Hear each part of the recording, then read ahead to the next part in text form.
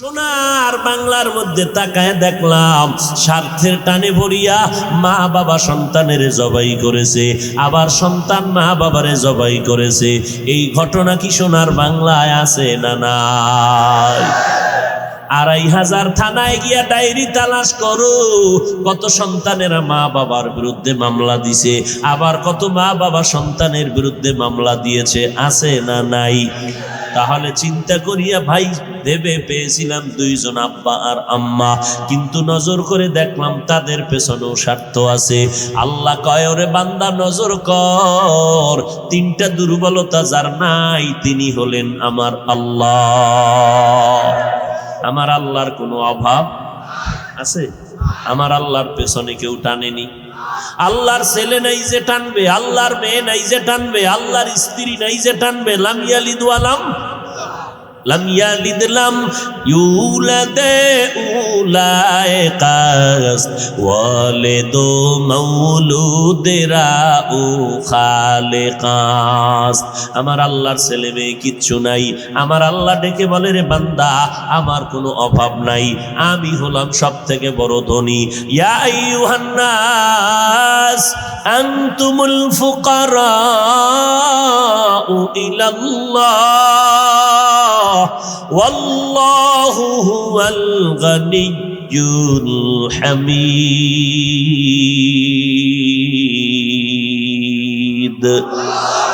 गर तवक्कुल मी कुनी हर सुबह शाम मेरा सानाद रिज़्क़ तू अज़ला मकाम।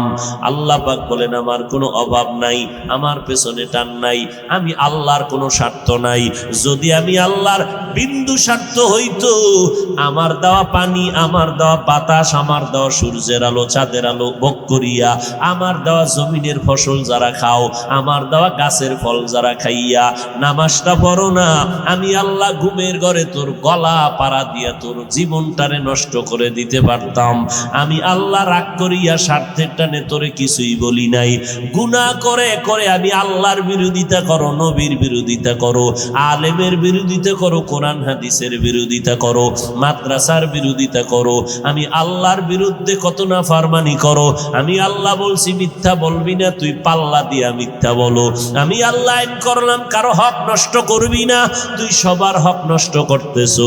আমি আল্লাহ আইন করলাম কারো উপরে জুলুম করবি না, তুই করতেছো। আমি আল্লাহ স্বার্থপর যদি হইতাম, আমি আল্লাহ দুনিয়াতে তোরে ধরিয়া শেষ করে দিতাম। আমি আল্লাহ স্বার্থপর না, এই জন্য মুমিনেরাও যেই গাছের ফল খাওয়ার স্বাধীনতা পায়, বেঈমানও সেই গাছের ফল খাওয়ার স্বাধীনতা পায়। তা মৌমাছির দিকে তাকাও, কেমন সুন্দর বাসা বানায় দিল। আমেরিকার মৌমাছি বাংলাদেশের মৌমাছির বাসাগুলো এক জায়গায় করো, কত সুন্দর। গাছের ডালের সাথে বাসা বানায় ঝুলায় রাখলো, এক একটা বাসার মধ্যে ২০ কেজি মধু। মধুর বোতলের মুখগুলো খোলা, নিচের দিকে এক ফোঁটা মধুও পড়ে না। এমন সুন্দর বিল্ডিং বানাইলো, বেডরুম আলাদা, ড্রয়িং আলাদা, ডাইনিং আলাদা, বাথরুম আলাদা, কোনো সুতায় কোনো ব্যবধান নাই। আর ইঞ্জিনিয়ার, বুয়েটের ইঞ্জিনিয়ার বিল্ডিং বানাইলো, আরো টপ লেভেলের ইঞ্জিনিয়ার কয় বিল্ডিং ভাঙ, না হয় ১.৫ বছরে বিল্ডিং এর তলে ভরে মরবি। আঁকা বাঁকা হয়ে গেছে, মেয়াদ কম। রড দিল কেমন, কয় এই পরিমাণ, কয় মজবুত রড দেয় নাই, মজবুত ফাউন্ডেশন দেওয়া হয় নাই। তাহলে আপনার দুনিয়ার ইঞ্জিনিয়ার বিল্ডিং করে আঁকা বাঁকা, মৌমাছি এমন ইঞ্জিনিয়ার, ওদের বিল্ডিং বানাইলো এত সুন্দর, drawing room, dining room, bathroom, মধু রাখার বোতলগুলো এত সুন্দর, একটা মুখের বোতল লাগানো নাই, সব মুখ খোলা, নিচের দিকে এক ফোঁটা মধু কখনো গড়াইয়া মাটিতে পড়ে না। ও পণ্ডিত, তুমি পারবানি একটা বোতলের ভিতরে তরল কিছু রেখে খোলা মুখ নিচের দিকে করে রাখবা? পারবেন? মৌমাছি কত বড় বুদ্ধিমান। এবার দেখেন বাবুই পাখি, কেউ বলে চড়িয়া পাখি, এই বাসা বানায় তাল গাছে। কোন গাছে? এই চড়িয়া পাখি। কত গাছ আছে আমার দেশের ভেতরে, তাল গাছে কেন সুন্দর করে বাসা বানাইলি? আমরা জানি মাঝে মাঝে চিত্রাং নামের গজব আসবে। ওই তুফানে সব গাছগুলো ভেঙ্গে চুরমার হবে, তবে সহসয় তাল গাছ ভাঙবে না। নিরাপত্তার স্বার্থে ওখানে বাসা বানাইছি, কেমন সুন্দর করে। এই খেরকুটা ঘাস নিয়ে নিয়ে নিয়ে কেমনে দেখছেন নি কারবার, ওটা খবর নাই। খাইলই ঘুমাই, ফুর্তি করি, দুনিয়াতে আসছি কয়দিন, আকাম সাকাম কইরা মরতে পারলেই হয়। মরার পরে কবরে কি হবে ওই চিন্তা করার টাইম নেই। এক চোরায় বয়ে বয়া পেরেশান, আজান হয়ে গেছে, চলো ভাই নামাজে, কয় না, কবরের পেরেশানি তো অস্থির, নামাজ পড়ার টাইম এখন নেই। ইয়া আইয়ুহাল্লাযীনা আমানুস্তাঈনু বিস-সাবরি ওয়াস-সালাহ ইন্নাল্লাহা মা'আস-সাবিরিন।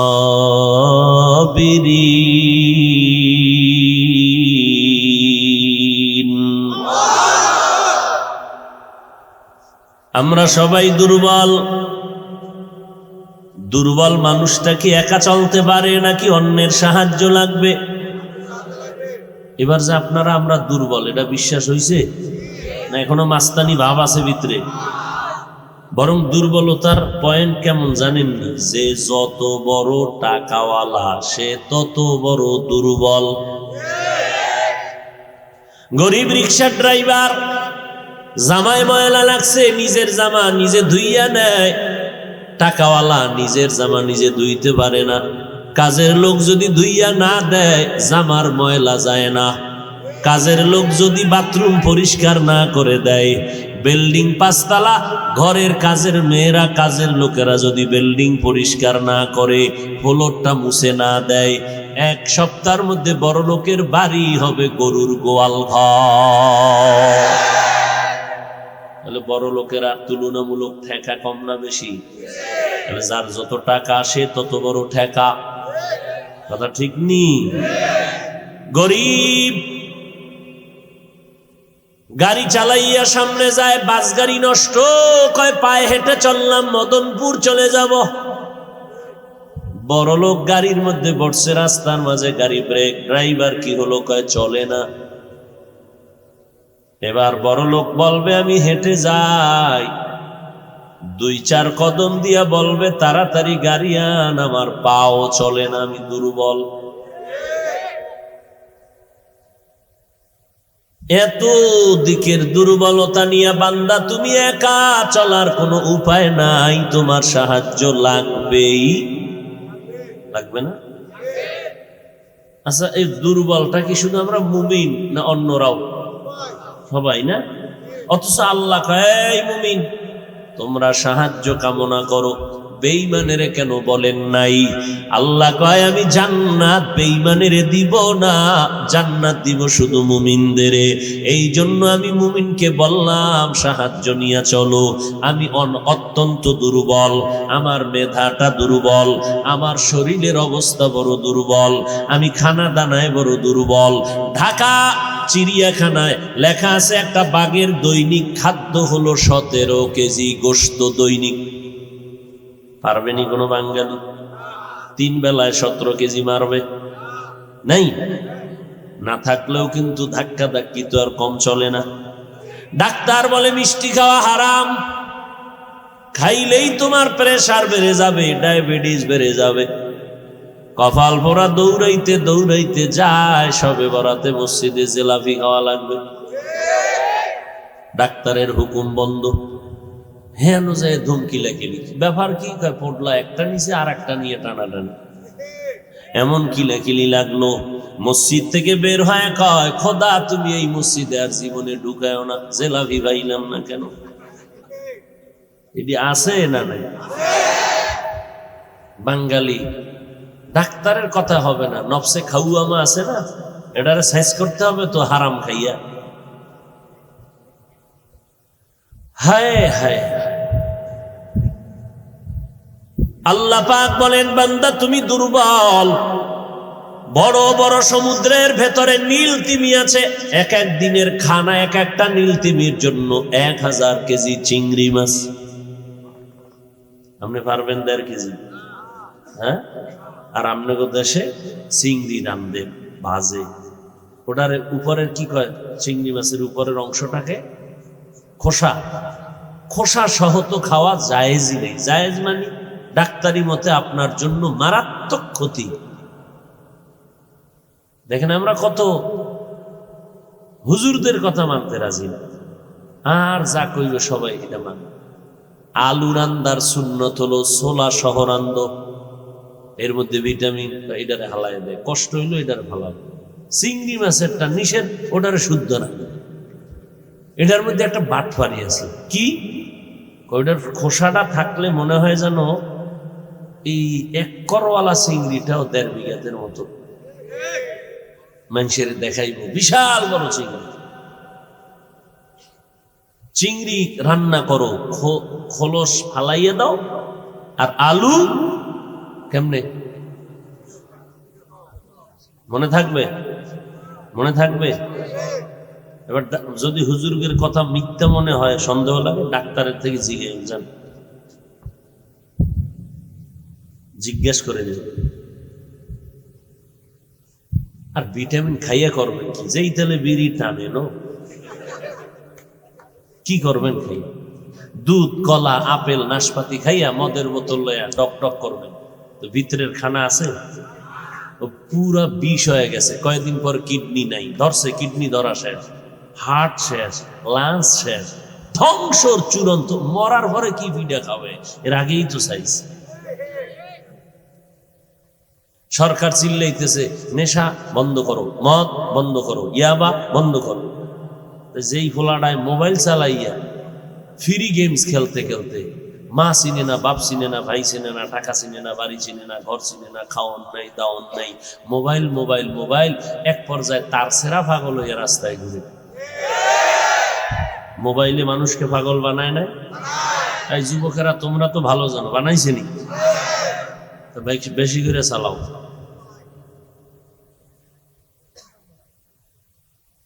আল্লাহ হেদায়াত দান করুন। মুমিনদের কেন বললেন? বেঈমানেরাও তো দুর্বল, এরপরও কেন বেঈমানের বলেন নাই? কারণ জান্নাত শুধু মুমিন পাবে, কোনো বেঈমান জান্নাত কখনোই পাবে না। আর মুমিন যদি জান্নাত পেতে চাও, তুমি চূড়ান্ত দুর্বল হইয়া কেমনে চলবা জান্নাতের পথে? তোমার পেছনে 3 দল শয়তান তোমারে পেছনে টানে জাহান্নামে নেওয়ার জন্য। আমি সৃষ্টিগতভাবে দুর্বল, আমি মেধার বেলায় দুর্বল, দুনিয়ার লাইনেও দুর্বল, আখিরাতের লাইনেও আমি দুর্বল।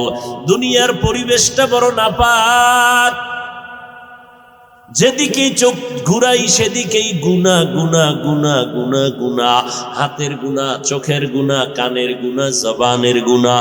যেদিকেই নজর দেই গুনাহ ছাড়া কিছুই দেখা যায় না। গুনাহ গুনাহ করিয়া জমিনের পরিবেশটা বড় নাপাক হয়ে গেল। এমন নাপাক পরিবেশের মধ্যে আমি কেমনে নেক আমল নিয়ে সামনে আগাবো? আবার 3 দল শয়তান আমারে পেছন দিক দিয়ে বারবার টানে জাহান্নামের দিকে চলো। এক শয়তান আমার শরীরের মধ্যেই থাকে, নফস শয়তান যার নাম। আর একটা শয়তান মাহফিলের প্যান্ডেলের বাইরে দাঁড়ায় আছে, আয় তোরে ধরুম, এতক্ষণ ধরতে পারি নাই, তোরে ধরুম, জিন শয়তান। আর একটা শয়তান তোমার পাশে বয়া বয়া তোমারে খোঁচা দেয়, ওট আর কত শুনবি। এই শয়তানের নাম মানুষ রূপী শয়তান। 3 দল শয়তান তোমারে আমারে পেছনে টানে, সামনে যেন জান্নাতের পথে আগাইতে না পারি। আল্লাহ কয় এই মুহূর্তে তোমার সাহায্য ছাড়া চলা যাবে না। এখন তুমি সাহায্য কার থেকে নিবা? 3টা দুর্বলতা যার নাই তার থেকে সাহায্য নিতে হবে। 1 নাম্বার, যার অভাব নাই। যার অভাব আছে সে কখনো তোমার অভাব পূরণ করতে পারবে না। এইবার মাথা খাটাইয়া বলবেন নি জমিনের মধ্যে এমন একজন মানুষ বের করতে পারবেন যার অভাব নাই? বরং যে যত বড় লোক সে তত বড় অভাবী।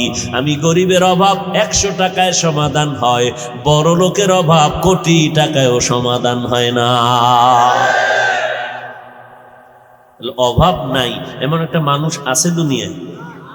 নাই। নাম্বার 2, যার কোনো পেছনে টান নাই, আমার তো পেছনে টানতেছে। সন্তান কয় বাবা কাপড় দাও, স্ত্রী বলে আমার আশা পূরণ করো। আমার আব্বা আম্মা আমারে পেছন দিক দিয়ে টানে, আমার প্রতিবেশী আমারে পেছনে টানে, টাকা দাও টাকা দাও, বাড়ি দাও গাড়ি দাও, এইভাবে টানতেছে পেছনে। তাহলে দুইটা দুর্বলতা। দুনিয়াতে এমন একটা মানুষ নাই যার পেছনে কোনো টান নাই। মা ডাকে পেছন দিক দিয়ে দিয়া যা, বাবায় বলে দিয়ে যাও, স্ত্রী বলে দিয়ে যাও, দিতে দিতে দিতে দিতে ফকিন্নি হইয়া যাইতেছি। এরপরও নিমক হারাম। স্ত্রী কয় তোমার সংসারে শান্তি পাই নাই। সব দিলাম, নিজে না খায় সব স্ত্রীকে দিলাম, নিজের জন্য জামা কিনি না, স্ত্রীর জন্য জামা লাগে না। এরপরও দেখা যায় একটু স্বার্থে আঘাত লাগলে দরজা আটকায় ঘুমায়, এক গ্লাস পানি পর্যন্ত দিতে চায় না। যদি বলি পানি দাও কয় লইয়া খাও, যদি বলি ভাত দাও কয় নিয়া খাও। আমি চৌধুরী বংশের মাইয়া, অর্ডার দিতে সাবধান। আর যদি মগায় খায় যৌতুকের পায়খানা, তা তো সারছে।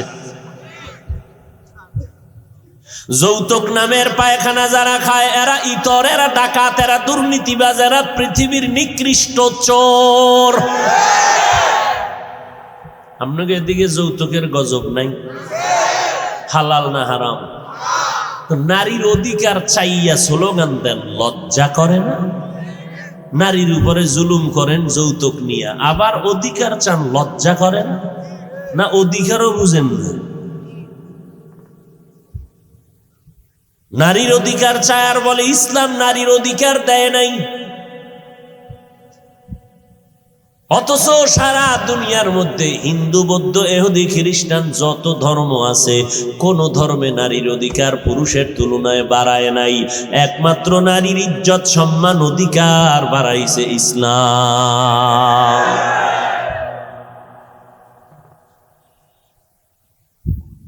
তাহলে পেছনে যার টান নাই, তিনটা দুর্বলতা যার নাই, তার থেকে সাহায্য চাইতে দেরি পাইতে।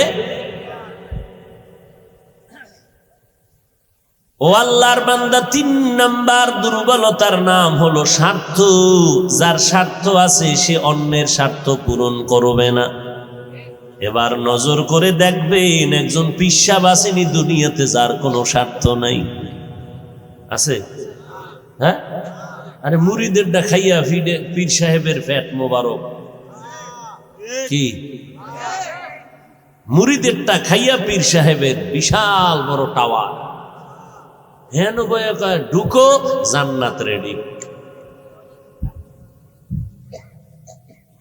অথচ আমার মায়ার নবী রহমাতুল লিল আলামিন যদি বলতেন উহুদের পাহাড় স্বর্ণ বানায় দাও, আল্লাহ দিতেন। আমার আল্লাহ কয় না, আমি গরিবী হালাতটারে বেশি মহব্বত করি।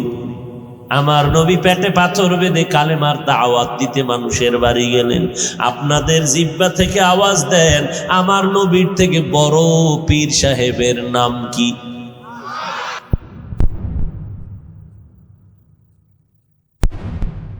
বড় পীর নাই, বড় মুফতি নাই, বড় মুহাদ্দিস নাই, বড়। কেউ যদি চিন্তা করে আসেনি, এটাও কবিরা গুলো। আমার নবীর থেকে কেউ নাই, নবীর সাথে কোনো তুলনাই জায়েজ নাই। সেই নবী আমার মানুষের দাঁড়ে দাঁড়ে দাঁড়ে দাঁড়ে গিয়া দ্বীনের দাওয়াত দিছেননি কেন? নবী দোয়া করলে কবুল হইতো না? কবুল হইতে কি আবার চিন্তা লাগবে? নবী মসজিদে বসে দোয়া করলে কবুল হয়ে যাইতো। নবী কেন মানুষের দাঁড়ে দাঁড়ে গুইরা গুইরা কালেমার দাওয়াত দিলেন? বেঈমানেরা গালি দেয়, রাস্তার মধ্যে কাটা দেয়, পেছন দিক থেকে আক্রমণ। নবী মসজিদে নববীতে সেজদায় গেছে, ওই দুশমনেরা দৌড়াইয়া উটের নারী বুড়িগুলো আইনার পরে নবীর ঘাড়ের উপরে ফেললো। নবী মাথা উঁচু করতে পারে না।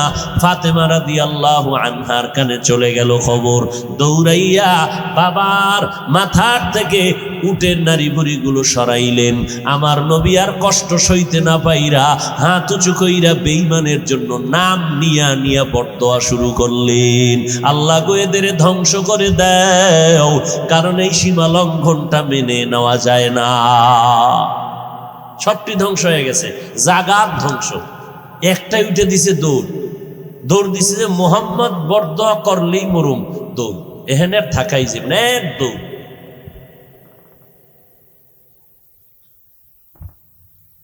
ও নবীর উম্মত, আমার নবী সাহাবায়ে কেরামদেরকে যত পারেছেন দান করেছেন। এক বাচ্চা এসে কয়, আম্মু চাইছে একটা জামা। নবী কয়, আমার গায়ের জামা ছাড়া কোনো জামা নাই। বাচ্চাটা গুইরাইয়া কয়, আপনার গায়েরটা চাইছে। নবীজি শরীরের জামাটা খুইলা নিয়ে যায়।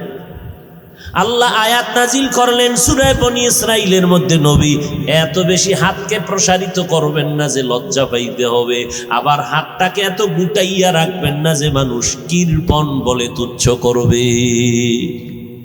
নিজেরটাও দিয়ে দিছেন। এমন দান করা আমি আল্লাহ পছন্দ করি না, যে নিজে দিয়া এরপরে খালি শরীর নিয়ে বসে থাকবেন, আবার কারো সামনে আপনি লজ্জায় মাথা উঠাতে পারবেন না, এমনটা যেন না হয়। স্পষ্ট আল্লাহ আয়াত নাজিল করে দিন। তাহলে সাহায্য চাইতেই হবে, সাহায্য লাগবেই, এছাড়া চলার উপায় নাই। এখন সাহায্য নিব তিন দুর্বলতা যার মধ্যে নাই তার থেকে। তাহলে দুনিয়াতে তিনটা দুর্বলতা ছাড়া কোনো মানুষ নাই। অভাব ছাড়া মানুষ নাই, পিছু টান ছাড়া মানুষ নাই, স্বার্থ ছাড়া মানুষ নাই। দুইজনারে পাইছিলাম, এদের কোনো স্বার্থ নাই। একজন আমার আম্মা জান, আর একজন পেয়েছিলাম আমার আব্বা জান। নজর করে দেখলাম না, সোনার বাংলার মধ্যে তাকায় দেখলাম স্বার্থের টানে ভরিয়া মা বাবা সন্তানের জবাই করেছে, আবার সন্তান মা বাবারে জবাই করেছে। এই ঘটনা কি সোনার বাংলায় আছে না নাই? ২৫০০ থানায় গিয়া ডায়েরি তালাশ করো, কত সন্তানেরা মা বাবার বিরুদ্ধে মামলা দিছে, আবার কত মা বাবা সন্তানের বিরুদ্ধে মামলা দিয়েছে, আছে না নাই? তাহলে চিন্তা করিয়া ভাই ভেবে পেয়েছিলাম দুইজন আব্বা আর আম্মা, কিন্তু নজর করে দেখলাম তাদের পেছনেও স্বার্থ আছে। আল্লাহ কয়, ওরে বান্দা নজর কর, তিনটা দুর্বলতা যার নাই তিনি হলেন আমার আল্লাহ। আমার আল্লাহর কোনো অভাব আছে? আমার আল্লাহর পেছনে কেউ টানেনি। আল্লাহর ছেলে নাই যে টানবে, আল্লাহর মেয়ে নাই যে টানবে, আল্লাহর স্ত্রী নাই যে টানবে। লাম ইয়ালিদ লাম ইউলাদে উলাইকাস ওয়ালিদু মাউলুদেরা ও খালিকাস। আমার আল্লাহর ছেলে মেয়ে কিচ্ছু নাই। আমার আল্লাহ ডেকে বলে, রে বান্দা, আমার কোনো অভাব নাই, আমি হলাম সব থেকে বড় ধনী। ইয়া আইয়ুহান নাস আনতুমুল ফুকারাউ ইলাল্লাহ ওয়াল্লাহু হুয়াল গানিয়্যুল হামিদ।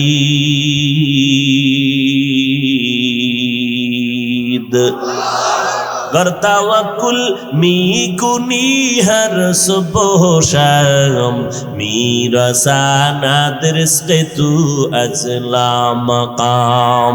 আল্লাহ পাক বলেন, আমার কোনো অভাব নাই, আমার পেছনে টান নাই, আমি আল্লাহর কোনো স্বার্থ নাই।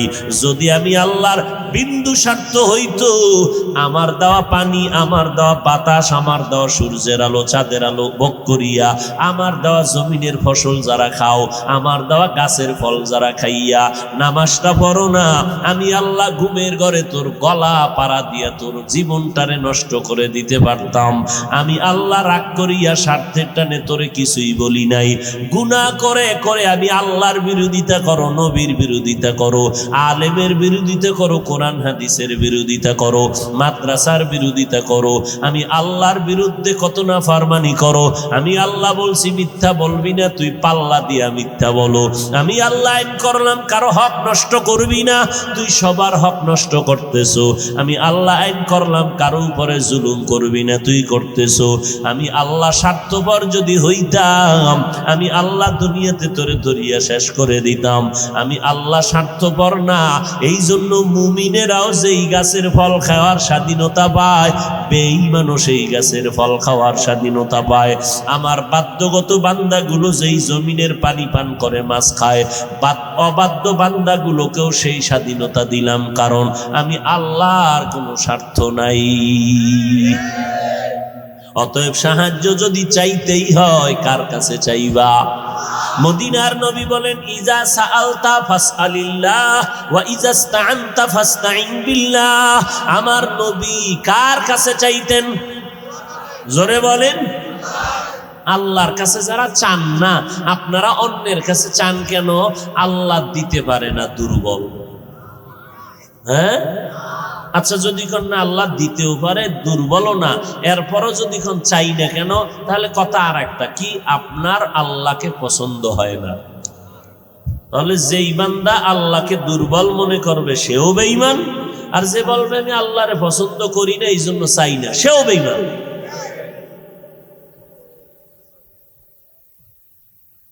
আমার আল্লাহ সবল, আমার আল্লাহ দুর্বল না। বান্দা চাইতে দেরি পাইতে দেরি নাই, আমি আল্লাহ দেওয়ার জন্য তৈয়ার। তবে তুমি অনেক সময় ভাবো আমি অনেকবার চাইছি আল্লাহ দেয় না। হ্যাঁ, চাওয়ার কিছু নিয়ম আছে। চেয়ারম্যান সাহেবের কাছ থেকে আমার 50,000 টাকা একটা কাজের জন্য, আমার মাদ্রাসার জন্য প্রতিষ্ঠানে নিব, নিয়ম ছাড়া চাইলে হবে। রাস্তায় চেয়ারম্যান সাহেবের লাগে দেখা, চেয়ারম্যান সাহেব ভালো আছেননি, 50,000 টাকা বের করেন, এইভাবে পাওয়া যায় না। দরখাস্ত লেখো, আমার বরাবর ওই ইউনিয়ন অফিসে যাও, আমার পিএস এর সাথে যোগাযোগ করে সুন্দরভাবে দরখাস্ত লেখো, এরপরে তোমার এটা পাস হবে, পাস হওয়ার পরে তোমার ডাকা হবে। এইভাবে ঘুরতে থাকো, ঘুরতে ঘুরতে ঘুরতে ঘুরতে 2 বছর। এবার ঘুরতে ঘুরতে টাকা যাও চেয়ারম্যান সাহেব দিল, মাঝখানে অনেকগুলো হাতের ছোঁয়া লাগলো, বরকতের হাত, হাদিয়া খাইতে খাইতে খাইতে খাইতে জাগায় গিয়া 20,000 নাই। বরকত তো মাঝখানে বরকতি হাত লাগছে না। আল্লাহ বলেন, বান্দা দুনিয়ার কারো কাছে চাইতে গেলেও যদি তোমার নিয়ম ছাড়া চাইলে দিবে না, ঠিক আমি আল্লাহর কাছে চাইতে আমি কসম আমি দিব, তবে নিয়ম হলো 2টা জিনিসের মাধ্যমে চাওয়া লাগবে। 1 নাম্বার নিয়ম হবে ধৈর্য, 2 নাম্বার নিয়ম লাগবে নামাজ। আমগো মধ্যে ধৈর্য নাই, আছে নামাজ আছে। এই যে কত আশিকে রাসূল কি মজা কইরা বয়ান শুনে, মাগরিব পড়ে নাই, আসর পড়ে নাই, জোহর পড়ে নাই, ফজর পড়ে নাই, এসাও পড়ছে কিনা আল্লাহ জানে। হায় হায়, অথচ এক বেলার নামাজ বাদ দেওয়ার কোনো সুরাত নাই, কোনো সুযোগ নেই। আল্লাহ বলেন 2 জিনিসের মাধ্যমে সাহায্য প্রার্থনা করো, 1 ধৈর্য, 2 নাম্বার হলো নামাজ।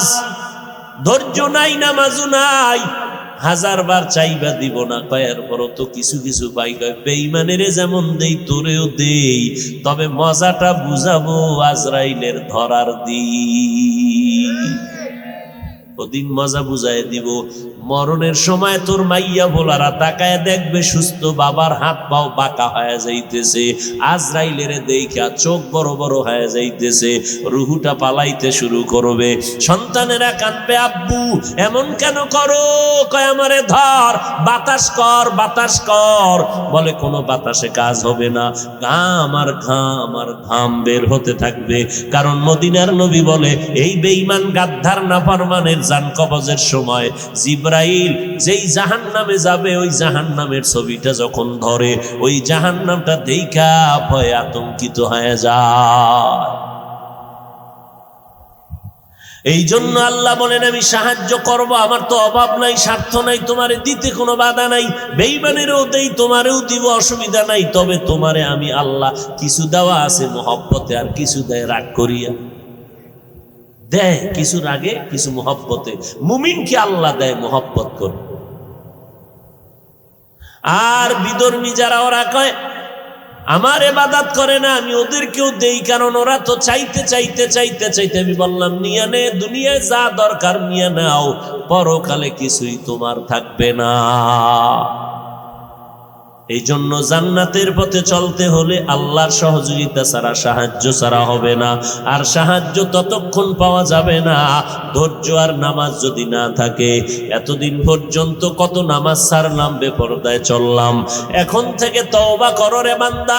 আমার আল্লাহ তো মুমিনদের জন্য প্রতিদিন ভোর রাত্রে প্রথম আসমানে কুদরতের নজর দিয়া ডাকে, ও বান্দা আয় আয়, যত গুনাহ করছো ক্ষমা চা, তওবা কর, একটা সেকেন্ডে তোর গুনাহ মাফ করে দিব। নামাজ লাগবে নি? কয় ওয়াক্ত লাগবে? সপ্তাহে একদিন, হ্যাঁ, মাঝে মাঝে 2-1 ওয়াক্ত নামাজ ছেড়ে দিলে কোনো সমস্যা হবে না? কি হবে? হবে বলার পরে যদি না পড়েন কেমন ভিড়া খাবে? আপনিই বললেন হবে, নামাজ ছাড়লে সমস্যা হবে, আপনিই বললেন, এরপরে যদি না পড়েন।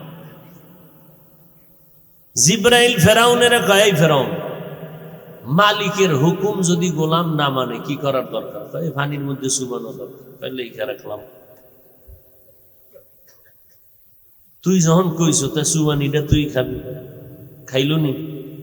তা আপনি যখন বললেন নামাজ ছাড়ার উপায় নাই, এরপরও যদি ছাড়েন তাহলে শাস্তিটা কেমন হবে আপনি নিজেই চিন্তা করেন। আর আমরা যারা পড়ি, আপনারা তো পড়েন না, আমরা যারা পড়ি আমরাই চিন্তায় অস্থির। আর আমগো সিরিয়াল বাদ দেন, আমরা তো মানুষের কাতারে। সাহাবায়ে কেরাম আমগো দেখলে মনে করতো আমরা কাফেরের তুলনায় খারাপ হয়ে গেছি। এই চেহারা, এই সুরাত, এই লেবাস পোশাক মানুষকে দেখানোর জন্য। এই সুরাতটা না ধরলে তো কেউ আমার ওয়াজে দাওয়াত দিবে না, এই জন্য না এই সুরাত ধরছে।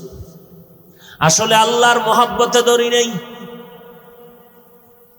অথচ সাহাবায়ে কেরাম যারা দুনিয়াতে জান্নাতের টিকিট পেয়েছেন, এত ভালো ভালো ভালো ভালো আমল করার পরেও তারা মরণ পর্যন্ত কান্না করছেন, কবরে আমার কি উপায় হবে। তারা যদি কান্দেন, আপনার কি পরিমাণ কান্না দরকার। আর আপনার কপাল পুড়ছে, নিজেও কাঁদেন না, কেউ কান্না করলে তাও পছন্দ করেন না। এজন্য আল্লাহ সুযোগ দিছে একটা, মুহাম্মদের উম্মত যারা তওবা করো, চোখের পানি ছেড়ে আমি তোমার জীবনের সব গুনাহ তওবার কারণে মুহূর্তে মাফ করে দিব। পিছনে যারা গুনাহ করে, নামাজ ছাড়লাম, রোজা ছাড়লাম, আল্লাহর অবাধ্য হয়ে গেলাম, এখনো সময় সুযোগ আছে তওবা করার। আল্লাহকে বলো, মালিক আর নামাজ ছাড়বো না, বেপরদায় চলবো না, মা বাবারে কষ্ট দিব না, ওলামায়ে কেরামের বিরুদ্ধে যাব না, নবীর তরিকা মেনে চলবো, মা বাবার দোয়া নিয়ে চলবো, দেশ ও জাতির বিরুদ্ধে কোনো ষড়যন্ত্রে লিপ্ত হব না। ও আল্লাহর বান্দা, সবার কপালে তওবা নসিব হবে না, সবাই জান্নাত পাবে না। আল্লাহ যাকে কবুল করবেন সেই তওবা করবে। এ যুবক, তোমার আমার মতো কত বান্দা জীবনে মাদ্রাসায় পড়ে নাই, আলিফ বা তাও জানে না, অথচ স্কুল কলেজে পড়ে, চাকরি করে, ব্যবসা করে, এক বেলার নামাজও বাদ দেয় না। আছে না নাই? স্কুলে পড়ে, কলেজে পড়ে, 5 বেলার নামাজি ছাত্র ছাত্রী আছে না? তুমি কেন পারবা না? তোমার মেধা পচে গেছে, তোমার মেধা ঠিক নাই, তুমি মানুষরূপী অমানুষ। তোমার লাইনের স্কুলের ছাত্র ছাত্রী যদি নামাজ পড়ে, তুমি পারবা না কেন? তোমার মতো যুবক যদি র্যাব, আর্মি, পুলিশ, বিডিআর এর চাকরি করে, নামাজ পড়ে, তুমি কেন পারবা না? তোমার বিবেকটাকে প্রশ্ন করো। তোমার আমার মতো যুবক কোটি টাকার মালিক, ব্যবসা করে, হারাম খায় না, নামাজ ছাড়ে না, অভাব নাই, তুমি কেন পারবা না? তোমার আমার মতো কত বান্দা রাস্তায় গাড়ি চালায়, নদীতে মাছ ধরে, জমিনে কাজ করে, নামাজ ছাড়ে না। ও ব্যবসায়ী ভাই, কত এমপি, কত মন্ত্রী, কত ওসি, ডিসি, এসপি 5 বেলার নামাজ পড়ে, 1 ওয়াক্ত নামাজ ছাড়ে না, 1 টাকাও হারাম খায় না। তুমি কেন পারবা না রে বাবা? ও পর্দার আড়ালের আম্মা জান, আপনারা নবীদের মা, সাহাবায়ে কেরামের মা, আউলিয়ায়ে কেরামের মা, বড় বড় বড় বড় বড় বড় আদর্শমান সন্তানের মা আপনারা। কয়দিন আর দুনিয়ায় রং তামাশা করবেন, একদিন মরণের ডাক আসবে। সাদা কাপড়ের প্যাকেটে যেদিন ঢুকবেন, সন্তানেরা আম্মু আম্মু বলে ডাকবে, জবাব আর জবানে আসবে না। সবাই 3টা কাফন 5টা কাফন পরাইয়া কবরে নিয়ে যাবে। দুনিয়ার রঙ্গ খেলা সব সাত জায়গায় বন্ধ হয়ে যাবে। ও আম্মা জানেরা, আপনার মতো কত নারী এখনো আছে, এখনো এলাকায় খুঁজেন খুঁজেন, ভালো করে দেখবেন, ওই আল্লাহর বান্দি 5 বেলার নামাজ তো পড়ে, পর্দা করে, তাহাজ্জুদ নামাজও পড়ে, এমন মহিলা আপনাদের অঞ্চলে আছে না নাই? তাহলে আপনারা কেন পারবেন না রে আম্মা? অথচ আপনার কত আমলওয়ালা হওয়া দরকার, কারণ আপনার থেকে সন্তান আসবে, ওই সন্তান আপনার আদর্শ শিখবে। আপনি যদি ভালো হন, সন্তান ভালো হবে। আর ভালো সন্তান রেখে যাবেন, আপনি মরার পরে সন্তান দোয়া করবে, কোরআন পড়বে, দুনিয়ার মানুষেরাও দোয়া করবে। আপনার সন্তানের ব্যবহার দেখে বলবে ছেলেটা ভালো, কেন ওর মা ভালো, ওর বাবাই ভালো। সবাই সন্তানের দোয়া করবে, সাথে আপনার জন্য দোয়া করবে। অতএব তওবা করে নেন আম্মা জান, জীবনে যত অন্যায় করেছেন আজকে থেকে আর তওবা করে নেন, অন্যায় করবেন না, বেপরদায় চলবেন না, বেগানার বদনজর লাগাইয়া নিজের জীবনটাকে ধ্বংস করবেন না। তওবা করেন, 5 বেলার নামাজ পড়বেন, স্বামীর খেদমত করবেন, সন্তানগুলো আদর্শওয়ালা বানাবেন।